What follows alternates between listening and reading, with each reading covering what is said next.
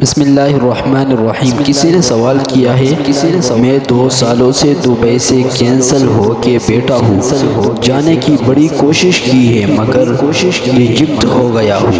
میں گھر میں کمانے والا ایک فرد ہوں، گھر کا گزر مشکل سے چل رہا ہے، کوئی حل بتائے۔ یعنی تندرستی اور غربت ختم کرنے کے لیے بہترین وظیفہ 5 وقتہ نمازوں کی پابندی اور استغفار کی کثرت کرے۔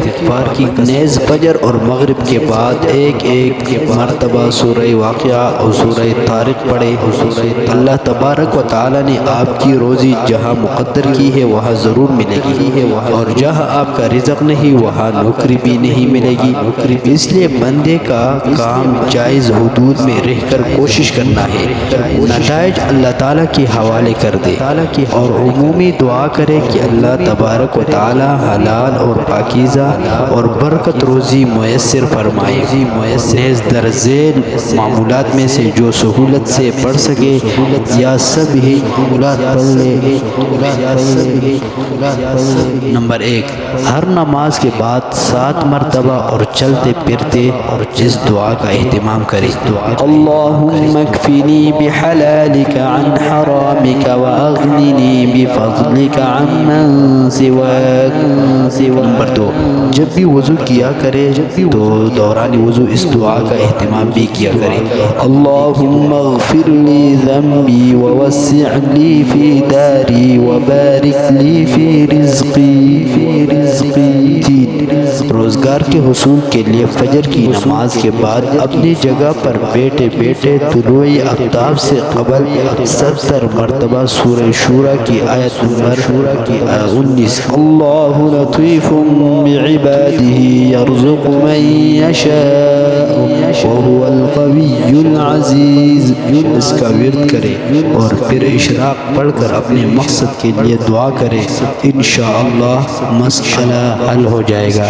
نمبر 4، در ذیل دعا کثرت سے پڑھے۔ توکلت علی الحی الذی لا يموت الحمد للہ الذی لم يتخذ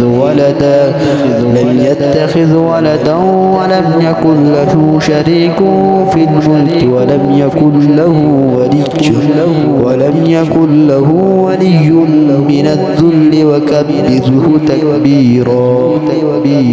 حضرت ابو ہریرہ رضی اللہ تعالیٰ عنہ فرماتے ہیں کہ ایک روز میں رسول کریم صلی اللہ علیہ وسلم کے ساتھ باہر نکلا، اس طرح کہ میرا ہاتھ آپ کے ہاتھ میں تھا۔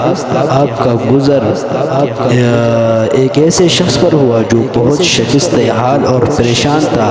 آپ صلی اللہ علیہ وآلہ وسلم نے پوچھا کہ تمہارا یہ حال کیسے ہو گیا؟ اس شخص نے عرض کیا کہ بیماری اور تنگدستی نے یہ حال کر دیا ہے۔ آپ صلی اللہ علیہ وسلم نے فرمایا میں تمہیں چند کلمات وہ پڑھو گے تو تمہاری بیماری اور تنگدستی جاتی رہے گی۔ وہ کلمات یہ تھے، توکلت علی الحی الذی لا يموت الحمد للہ الذی لم يتخذ ولدا ولم يكن له شریک فی الملک ولم يكن له ولی من الذل وکبرہ تکبیرا۔ بعد پھر آپ صلی اللہ علیہ وسلم اس طرف تشریف لے گئے تو اس کو اچھے حال میں پایا۔ آپ صلی اللہ علیہ وسلم نے خوشی کا اظہار فرمایا۔ اس نے عرض کیا کہ جب سے آپ نے مجھے یہ کلمات بتائے ہیں، اس نے عرض کیا کہ یا رسول اللہ جب سے آپ نے مجھے یہ کلمات بتلائے تھے میں پابندی سے ان کو پڑھتا تھا تو آج میری یہی حالت ہو گئی ہے۔